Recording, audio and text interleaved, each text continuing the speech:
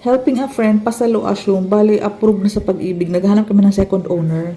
Ito yung actual picture po ng bahay. So, duplex type, may access lot ka sa gilid. Ayan o, dalawang intersection ng kalsada, sakop mo. So, sa gilid ng bahay mo, may sobrang lupa, tapos kalsada. Sa harapan mo, may sobrang kang lupa, tapos kalsada. Yan yung mga duplex. Ang kagandahan sa'yo, corner ka pa.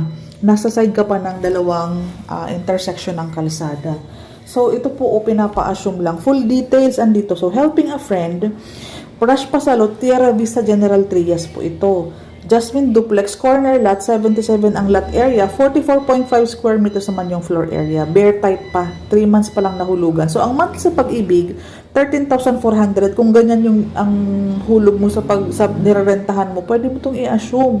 Kasi meron na lang siyang 25 years to pay sa pag-ibig, 3 months paid ni first owner. So, wala pang tubig at kuryente. PM